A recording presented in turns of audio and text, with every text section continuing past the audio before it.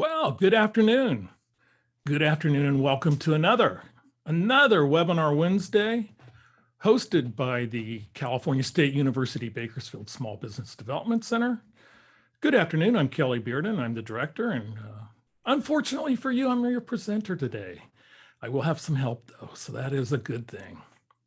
So it is great to be here again for webinar number 94. We've done our managing your small business, starting with during the pandemic and then through it. And we've tried to get beyond it. We're currently trying to get beyond it with pandemic webinar number 94. Number 94 going back to March 18th of 2020. So this is a picture that was taken earlier this week in our 3-county territory by Jim Thompson, who is the photographer on this. Many of you in the Eastern Sierra know him as your SBDC consultant. Maybe some of you remember the large multinational outdoor companies that he was the CEO of, or last year or this year's awards ceremony for our entire region where he was the keynote speaker. But this time he's just merely the photographer, and he took this gorgeous shot of Horseshoe Lake in the Mammoth Lakes region. And with that, just a gorgeous, I just kind of confounded by the fact that there's no snow in the trees after the Mammoth Lakes area has received so much snowfall in the last half of December. No snowfall in the trees makes me think that maybe some windy conditions, maybe something like that. But at this time, I just wanted to wish everybody from the SBDC, use this as our Christmas backdrop and our greeting, to wish everybody a very happy new year. Hope you made it through this year okay. Hope you're having a great holiday season. And just this is our virtual Christmas card to use. So great to have you along. Thank you so much. So we're back trying to work around our little workaround with a angry season-ending PowerPoint program that does not want to cooperate. So everybody, happy holidays, and away we go. So as you know, we are sponsored Webinar Wednesday by a number of resources, and one of them being Kern County, California, the before mentioned Kern County, the School of Business and Public Administration from CSU Bakersfield. We're powered by SBA and a partner of the California Governor's Office of Business and Local Economic Development. And of course, we're in with Mid-State Development in the 17th and H building, downtown Bakersfield. Thank you all of you for what you do for us and how you help us with our program. So what's up today, December 28th? Well, it's a rocky start and a wrap. It's a wrap and bye-bye 2021. It's been good knowing you, 2021, but it's time to go and make way for even better 2022. So we're going to take a very last look at EIDL, our COVID EIDL program, the Economic Injury Disaster Program, which is ending on just a couple of days. We'll look at a few other programs that still exist. We'll just quickly look at recovery and what's going on with Omicron and the very latest. And we're going to have a theme today of 5. You know, maybe it's high 5, maybe it's gimme 5, take 5. But it's going to be 5 financial tips. We're going to bring in our producer, Maureen Busher-Dang, in a little while, and she's going to give us some marketing tips. We're going to take your questions. We're going to have a poll, a lot to go over, a lot of tips, a lot of things going on. And let's go to that poll questions right now. So our first poll questions is looking at the published reports earlier this week from the 5 best managed corporations or businesses, I think they're businesses, in the US. So what US company is not on this particular top 5 list, sticking with our top 5 managed? Which US company is not on the top 5 managed list? So we're looking at potentially AT&T, Amazon, Apple, Intel, and Microsoft. So 4 of those 5 are members of the 5 best managed firms in America. One is not. I'm looking for the one that is not. And there's a lot of factors that go into this criteria. It goes into employees and customers and social responsibility. So there's a lot of interesting attributes that go into this. So we are getting about 62% of you right now that are participating. I'll give you another couple of minutes to jump in and throw your guess out for what US company is not a top 5 2021 best managed firm. And as we look at 72% of you in, and we notice that the volume is coming at the top. So last chance, and we're going to end the poll. We have 79% of you in. We're going to share your results, and you think it's Amazon. 39% of you, and 30% of you think it's AT&T.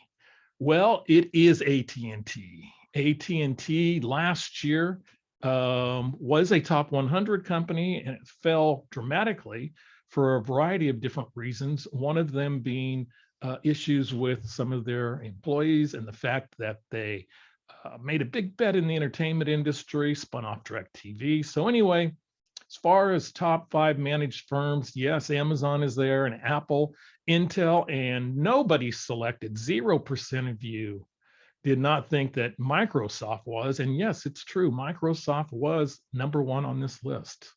So there you go, your top 5 US firms managed for 2021. We're going to stop that particular question and now move on to the next question, which kind of is a question for each of you to answer. And it's going to be, what was your biggest business success in 2021? And I'm going to launch this poll. Your biggest success in 2021, overall, just surviving, or maybe even I thrived. Being there for my employees, customers, and communities, keeping those nearest and dearest healthy. Or if you have something other you want to post, go ahead and throw it in the chat. So 3 choices and then a collection in the chat box of what individually was your biggest success. Was it just getting through this doggone thing? Or maybe you even started to figure it out and had a good year. Did you survive or thrive? Was it being there for your employees, keeping your employees working, your customers, and also for your community? Was it keeping those nearest and dearest healthy in 2021? So we have a number of you that have already got in, 76%. You guys are quick today. Gonna kind of wrap up this poll and end it. And so we will end this poll right now with 76% of you participating, and share the results. And the results are there. 48% of you are happy. Your biggest success was just surviving, getting through, surviving your business and maybe yourself through 2021, and maybe even thriving. 35% of you were, your biggest success was being there for your employees, customers, and community. 13% of you keeping your nearest and dearest healthy. And we had one other that was posted in the chat that we will visit. And let's visit it right now. And that is my most profitable year in the past decade. Well, that is thriving, definitely. Definitely. Okay, so thank you for participating in poll number 2. And I'm not going 5 polls today, but we are going to have a third poll question. So our third poll question, we'll stop this share and we'll move on to our last poll question, and getting in a little bit more whimsical, like we used to do a lot more of, a lot more fun, was maybe a little tribute to the late John Madden, who passed away yesterday at the age of 85. So my questions, John Madden, a former college player, college coach. He was also a great philanthropist. I can't say that word right now. And also, we know him for his innovation. You're reading the question. I don't need to read it to you. I'll just go on with my tribute, NFL winning coach of the Super Bowl. Just really an icon here in California. And so the question is, where did he receive his master's degree? Was it Hayward State, Cal Poly, San Luis Obispo, or Oregon. He did go to 2 of those 3 universities. And, we got 63% of you in. It's your last chance. Where did John Madden, the late great John Madden, get his master's degree? And we will end this poll and share the results with you. And you are correct.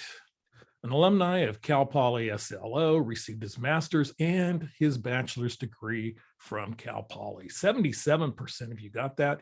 He did also attend Oregon for 1 year. And even though he lived and worked a lot in the East Bay, Hayward State, which is now referred to as East Bay CSU, he did not go to school there. So, great individual, great person. If somebody's great when nobody ever says anything bad about you, which now means I am not great. So anyway, let's move on and let's get on with our webinar topics today and hopefully keep it a little more looser and a little more fun than it's been throughout this entire year. We are coming up on a new year, so that's great. And we are coming up with the end of the EIDL program, and the EIDL program is ending. Last day to actually apply is the 31st. We're encouraging those that want to reconsider or maybe want an increase in their EIDL to get those in by the 31st as well. But really the drop dead date is for applying, and it will not be a program that we believe is extended. So just to jump into EIDL real quick before we hit the other pandemic programs, some of these last minute tips, and I received these from our webinar presenter a few weeks back, Israel, who actually is with the SBA, Israel Lara, and actually Israel Lara Jr. Let me get everything correct here. So his last minute tips was to definitely apply if you want your application to be considered for EIDL. If you're having problems or if you're still fighting through some of the challenges of reconsideration, of getting it maybe a denial to get it corrected, or maybe you're still having issues with getting it increased, is to monitor your portal for a daily update. So go into your portal on a daily basis. He also recommends that you answer all 800 numbers. It's very, very easy with cell phones to just not answer those 800 numbers. But until your loan is approved or reconsideration, your loan officer will only call you once. And so if you miss that call, you miss that opportunity. So if you are actually considering that for reconsideration or for an increase, answer your 800. Read your emails, and he put read 3 times. I would have done it 5 times, but all emails and follow the instructions. And then also email the SBA office very quickly, and maybe they can do some last minute help for you. So those 5 tips from Mr. Lara, there's where you go to get that increase. And again, it's COVID EIDL increase request at sba.gov. And this is, I think, something that's going to be gone next week, is if you want reconsiderations, you go to PDC recons at sba.gov. And most of these have been in about every one of our webinars that are on the website, that are on, our YouTube channel. So you can find all of these information. Right now, what I would do is if you have an issue that's still hanging, has not been resolved, I would once again try Fresno at sba.gov, and in a paragraph, give them your name, your borrower's name, the borrower's address, your 10-digit EIDL application, and your phone number, and hopefully they can resolve it for you. And so much for EIDL.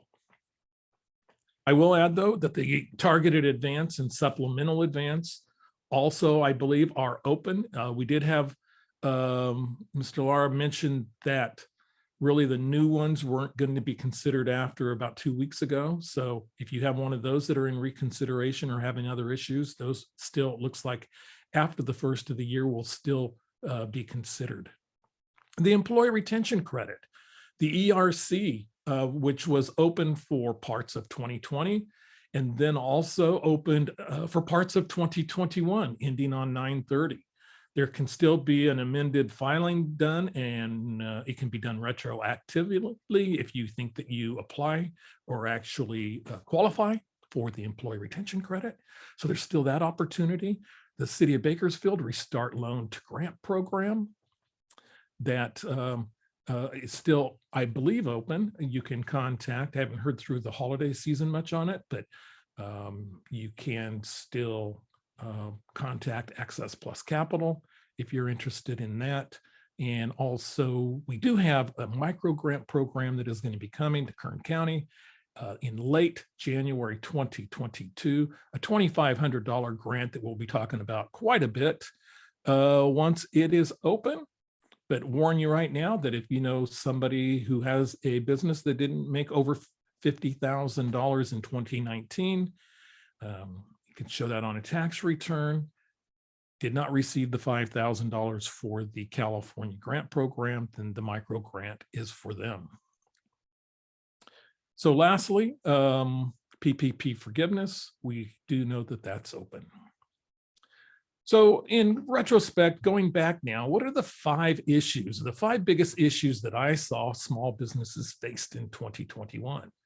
And a lot of these came from the poll questions that you were very, very helpful in filling out. I mean, poll questions, we pulled today 75, 80%, right in that range. And that was consistent. And that information was so valuable for us. But obviously, the top 5 issues that I saw in 2021 were, number one, probably the COVID-related shutdowns, businesses being forced to close, employee health and employees having mask and vaccine issues. But really, beyond that, it was actually what to do when your employees got COVID and other issues that small businesses faced. Obviously, there was going to be that huge reduction. And some of the things were offset by our last one, which was the pandemic relief response. But really, going back to a lot of that was those shutdowns and things that were affected by the shutdowns. We also saw most businesses that faced a revenue reduction from the pandemic, from a pandemic affected economy. Typically, on our polls, when we asked this question, it would range on average between 70% and 75% experiencing at least a 25% drop. So obviously the reductions that were thankfully again offset by many of the pandemic relief programs that we've talked about all year and basically for 22.5 months. So then we moved into some other issues and some other areas, and we ran into supply chain and product availability issues. Remember reading reports to where this still hasn't been resolved, and it's being now really kind of portrayed like a traffic jam. So you have ships that are waiting at sea. You still have some that are coming in on the on-ramp and some that are backing it up and some that are facing the slowdown and some that are actually working their way through it. But it's really a traffic jam, and it's really going to take a considerable amount of time, it looks like, in order to work its way through.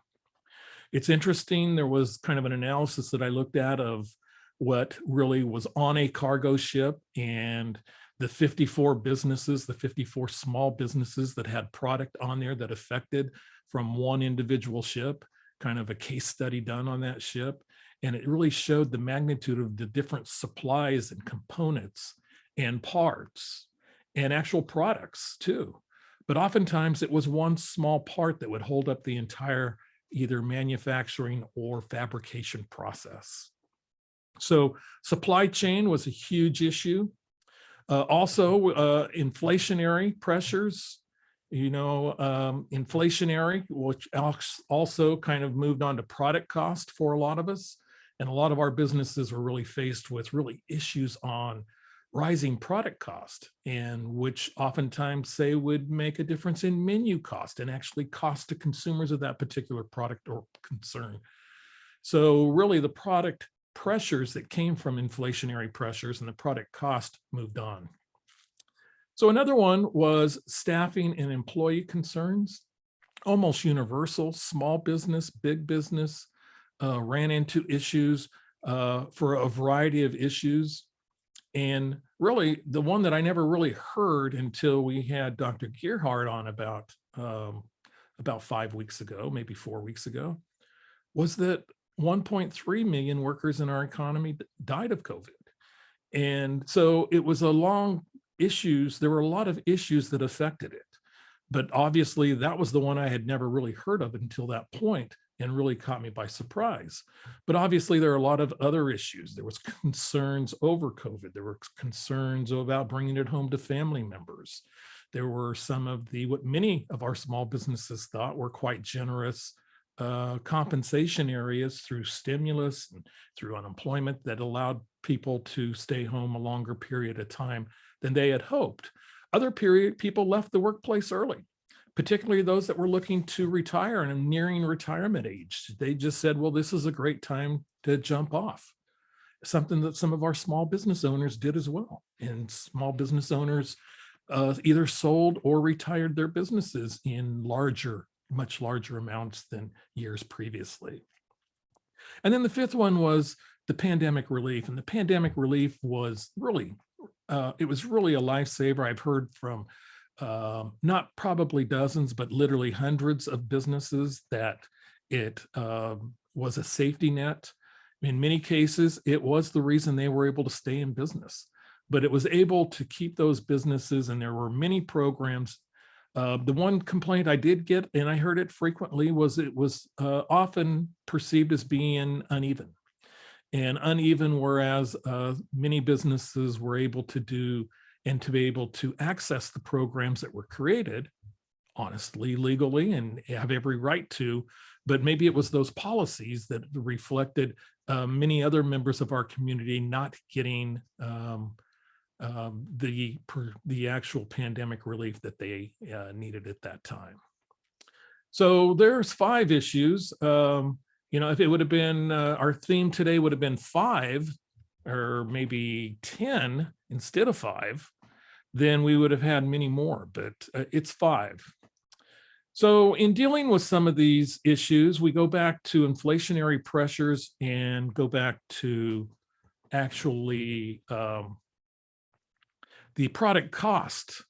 And really, really with inflation, we're starting to see a number of food companies are already saying that their prices are going to rise. We had Heinz and Kraft's and a number of food companies that have come out and said that General Mills, that they're going to be raising their prices. And their prices, they anticipate to increase 5% within the next 6 months. Heinz even said that they might have a product or two that'll increase 20%. And the main reason they're increasing their prices is because of packaging, labor, and distribution cost. So it's not always the actual product cost itself, it's oftentimes the costs that go along with that. So whereas they're using that as their excuse for raising prices, it brought me back to a webinar that we had done back in 2015, where we brought in Bob Bonacorsi, who was a pricing expert. And he had like 5 strategic pricing miscues. I believe he had 10, but I shortened them to 5 because 10 wouldn't work with our theme today. So he said that the top 5 pricing miscues that are made is companies base their value on prices and not their customers' perception of value. I thought that was brilliant, actually. Oftentimes prices raise and we raise our prices, but do we look at what our customers perceive of the value of our product? And they could perceive the value of our product to be much higher or much lower. And it's really kind of looking at those and looking at that is what maybe is a mistake made by many of our small businesses, is to say, I had this one cost go up 5%, I'm raising my price 5%. Another of his pricing miscues is that they base their prices on the marketplace. And that is basing their prices based on what competition is doing. So another one was some companies attempt to achieve the same profit margin across different product lines. So maybe you sell multiple products, or maybe you have multiple services that you provide. So obviously, some have a higher perceived value than others. And really, it's going back to number one and going back to the perception of value and what your customer is getting. People will buy based on value. Oftentimes there's that perception that they base on everything on price, but it's really based on value. Paying something for a lot higher quality or a lot higher, let's say, prime beef, for example. There's times when you're going to want prime beef and you might pay $20, $25 a pound for it. And you might think that that is value. So really, it's that perception of value and also looking at different profit margins across your entire product lines that you carry. Number 4 on this list is going to be, oftentimes companies spend most of their time serving their least profitable consumers or customers. And oftentimes that's the case with about every business, I would think at times. It comes back to one of our things that we talked about. It's not 5, it was the 80-20 rule. It was the Pareto Principle, where oftentimes 80% of your revenue will come to 20% of your customers. But oftentimes the most of your time is spent with that other 80%, rather than those that really add the most value to your company or to your bottom line. And lastly, number 5 in the top 5 pricing miscues was companies hold their prices too long. They hold them at the same level steady for too long and ignore changes in cost, competitive environment, and in customer preferences. So oftentimes, and I do remember this from back in 2015, where is that one of the issues that they do is they hold prices too long and then increase it too steeply. Whereas consumers, I was told, and I learned that day, that they are more susceptible to more smaller price increases rather than just greater ones. And in going back on our list of, I think we're around 200 webinars. Unfortunately, this one was not on our YouTube page. And I don't know if that was an agreement with Profit Smart Solutions, or if it was just an oversight on our part. But I'm going to look into this because I thought it was a fascinating webinar and really a lot of insight to really one of the key financial strategies that's so rarely talked about, and that is pricing. So moving on to 5 other financial management tips. And one thing I like to do this time of year, and this is going to be, when I talk about financial management tips, it's going to mostly be on the financial accounting side of things, but mostly actually, rather than that, actually the budgeting or cash flow forecasting. I think you got a pretty heavy dose, a pretty solid dose of cash flow forecasting if you had been on this webinar earlier in 2020. It's such a vital, I believe, management tool. And really, this is a great time to review your year-end sales and expenses on a quarterly or monthly basis from 2021. I know many of you will produce that information just on an annual basis, and maybe you're still a couple of weeks or months away from that. But really being able to look at even an extraordinary year, where really we have to go back to 2019 to get a really normal year, but to really look at what has happened year end on sales and expenses, and to kind of look at where you are in 2021. It's the great basis for setting up a budget or a cash flow plan based on 2021 or whatever you project your 2022 results to be. So now is a great time to go back and look and see, because I'm a believer in, as we get ready to spring forward next week and we spring into 2022, we learn so much from the past and so much of what has happened next year that we can apply at this time when we get ready to set our goals and our expectations and budgets for 2022. And we will be doing that, at least on this webinar. So look at your cash flow, and we'll be sharing with you later on some of the many tools that are there for budgeting and cash flow. But look at your 5 financial tips that you have for you. And then you can determine that process or system to assist you and that system to help you. You know, one of the other key things of being in this line of work for an awful long time is when you analyze your year-end profit and loss balance sheet and key financials, it is really a good time to compare that against earlier results. And I realize that we have a lot of individuals who will actually have their financial statements produced for them. They will be handed to them and they will look at them. And in many cases, they do not know how to read them. I've worked with a lot of small businesses that really will go right to the bottom line. The bottom line is a scorecard. It's a scorecard on your results for this year. But really, all of the other information is the information that is so much more valuable. It is the trend. It is what is happening over your business from a year or 2 years or 3 years. And I understand that we've been in 20 and a half months or 22 and a half months of extraordinary times for your business.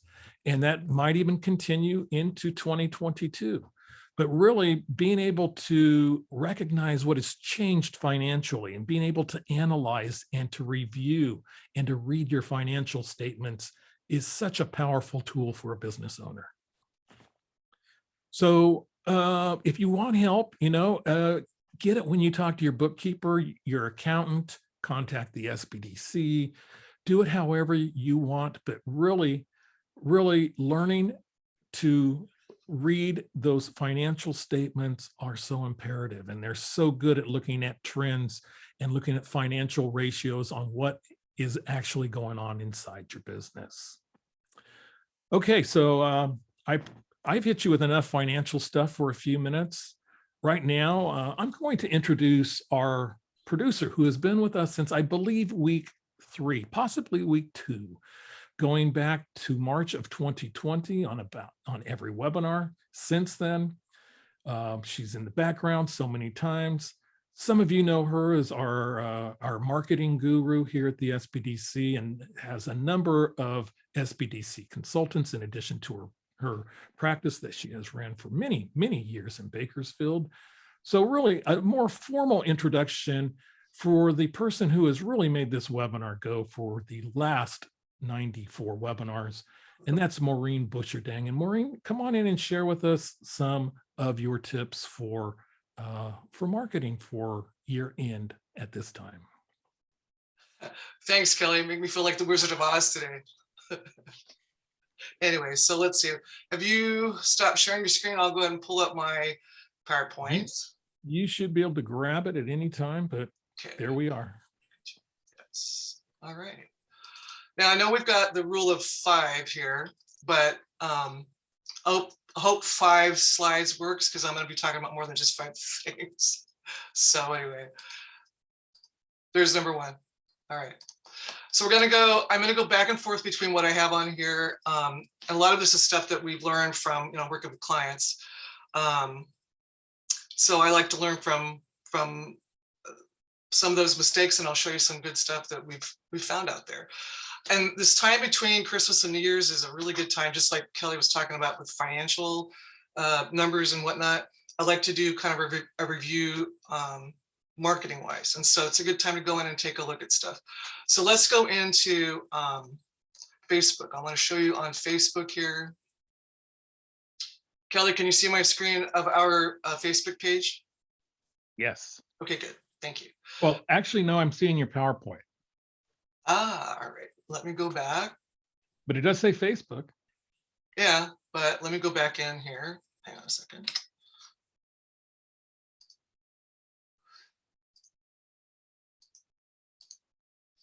Now do you see it? Yes, we do. Okay, very good. All right. So we want to look at page rolls. That's one of the first things that I've found this year with a lot of clients where the page rolls could kind of trip them up a little bit when they've got an employee or someone who is no longer with them.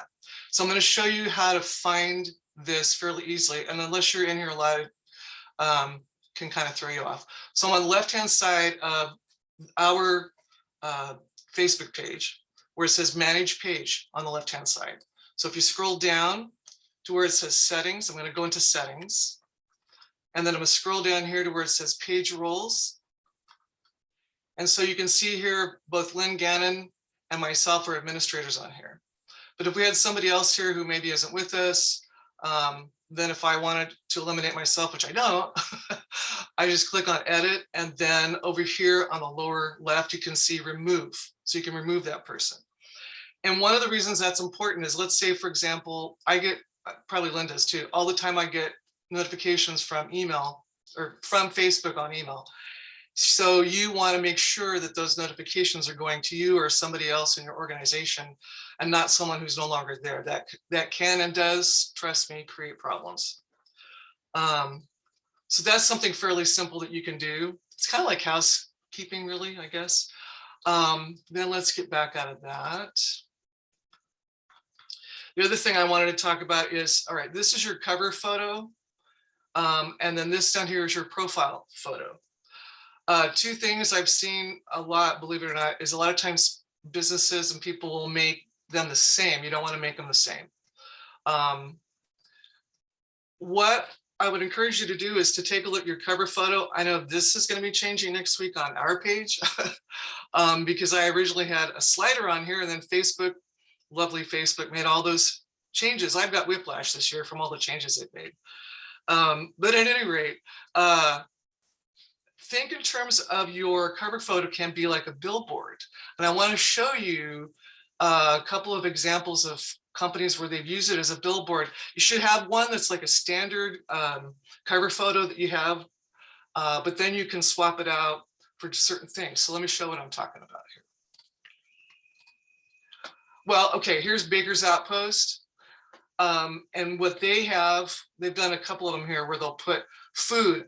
I mean, you've got me sold if I see scrumptious food in a photo on there. And I can just smell the bread while I'm looking at it, right? So they've done a good job of putting that on here. Plus, they always have, you know, really good stuff anyway. These are all the photos that they've used, but this is one of their 2 cover photos that they've had. In fact, here's another one that shows the bread. I can just imagine that being fresh out of the oven. Grab your eyeballs first, right? Then the other one is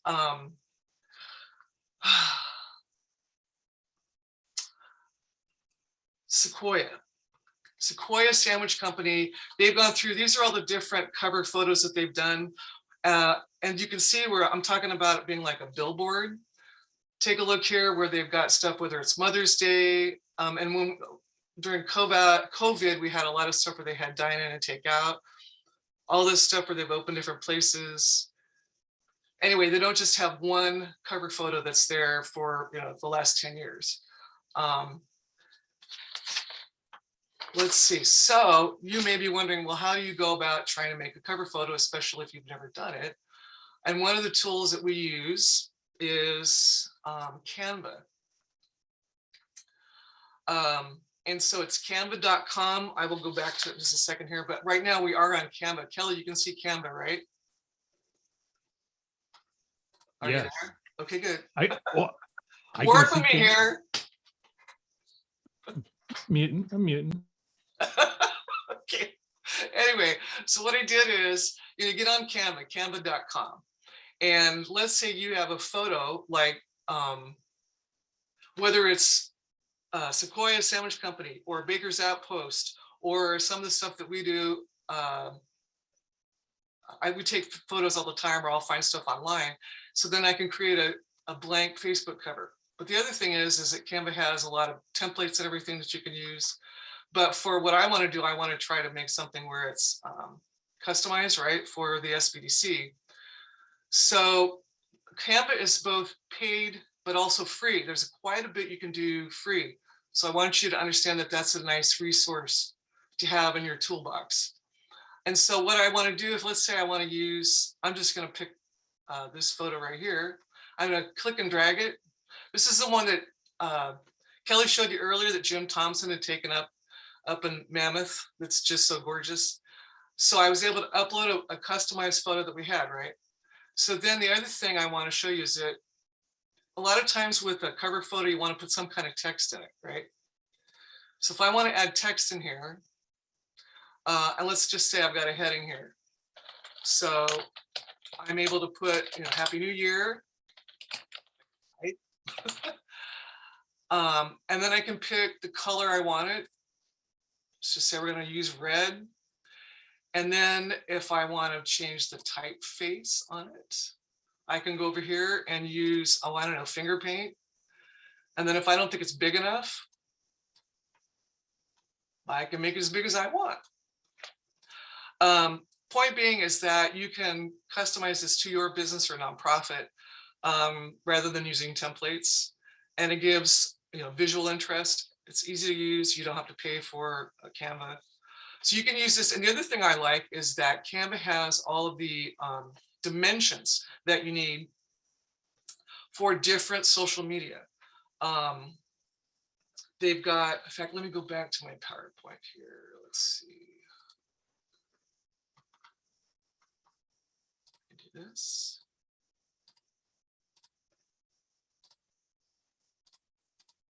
Well, maybe not. All right, we'll just stick with this for the moment. You can use Canva for a whole variety of things, whether it's for Facebook posts, photos, cover photos, Instagram, YouTube banners, and presentation templates. Let's see if I can get this back up here. There we go. All right. So yeah, there's the URL for Canva. So it's www.canva.com. What you have to do really is kind of go around and play inside there and see what you can do. It's a lot of fun, but it can also be a time sucker. Okay, so then the other thing is if you don't have your own photos, you can go to, these are also two resources for royalty-free photos. You don't have to pay for them, and they're quite very resourceful. It's unsplash.com and then pexels.com. A lot of times I'll use stuff off of iStock, but then I pay for those. But Unsplash, I'm going to try to stop the share now too, and we'll go to, let's see, Unsplash. So let's say we were looking for something, because I was looking for something for our webinar Wednesday this week for a graphic that I wanted to use. So let's just say, and we're kind of looking at New Year's, right? So I'm going to type in New Year's Eve. Let's say we want to have something fun, right? So there's all this kind of stuff in here that I could download if I wanted to, like this one. Although I don't know why that's saying it's for iStock. Well, that one you would have to pay for. But anyway, there's a lot of stuff on Pexels. Oh, premium, that's why. Here we go.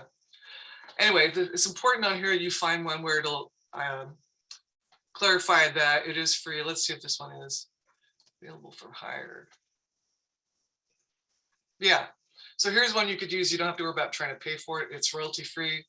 And so you don't run up against any problems where you get a nasty email or letter like I've had some of my clients do in the past, where that says you've used my photo and you have to pay $600 and take it down off of the internet, or you have to pay more.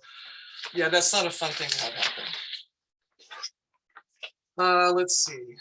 So let's go back to the PowerPoint.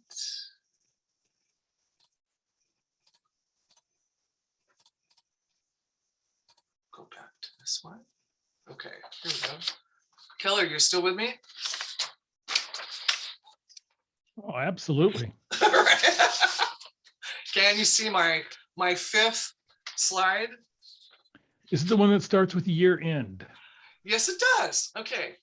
So one of the things on here is this one has caused a lot of problems with my clients this year, and in fact, even yesterday, I was going to do some research on a company that's out of town. So for example, I went on and I put in their URL and I got one of those 404 messages. You don't want to have that. In fact, the problem with their URL, it had been copied like in LinkedIn and some other places where it was wrong. And so it's a good thing this time of year, go in on everything, all of your platforms, all social media, Facebook, LinkedIn, Instagram, If you have Google My Business, do that one, even YouTube. And you want to look at check the emails.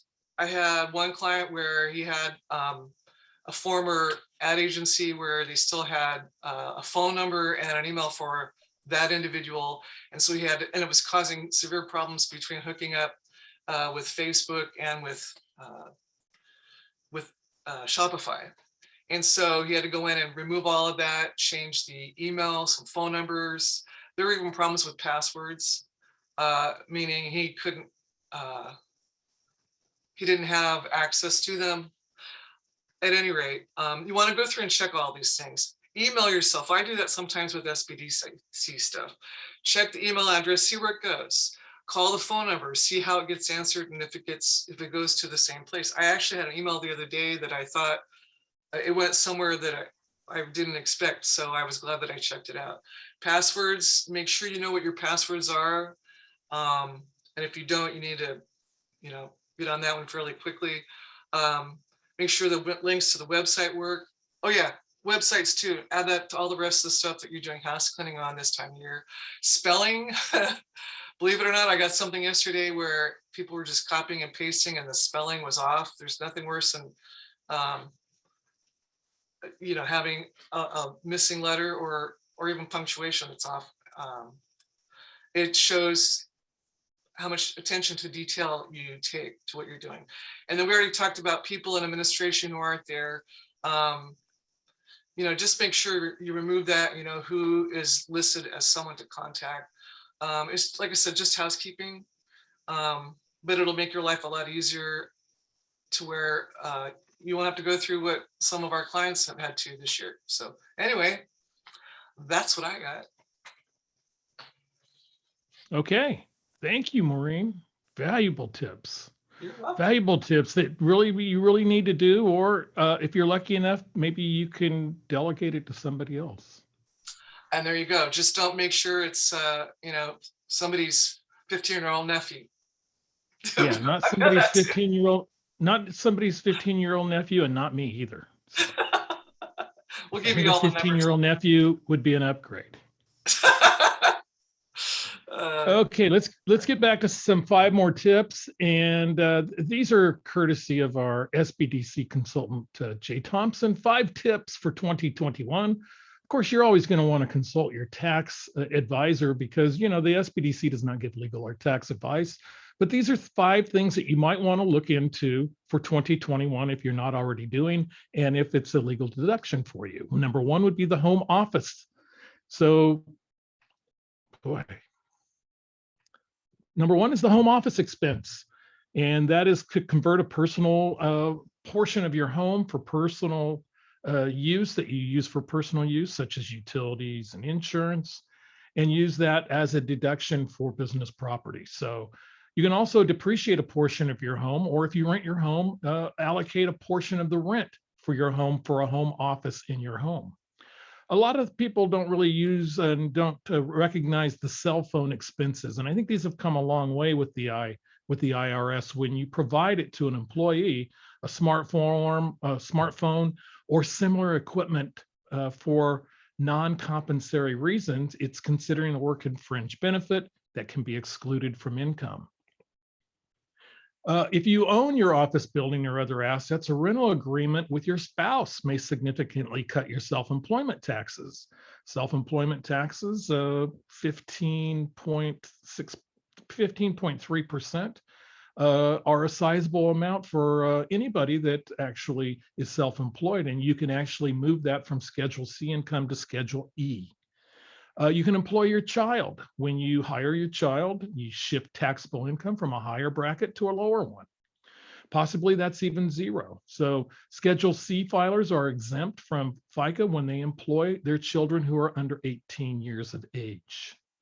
And then lastly is you can deduct health insurance premiums with a Section 105 plan. So if you hire your spouse as an employee of your business, you can also reimburse your employee, being your spouse, for family medical expenditures. Okay, I know a few of you maybe still have a PPP forgiveness on the horizon. Our last look showed that about 80% had been forgiven. but there's still 20% out there. So here's the 5 tips for those that might need PPP forgiveness. Okay, you still got plenty of time for 2021 PPPs that happened this year. And you do have time for 2020s.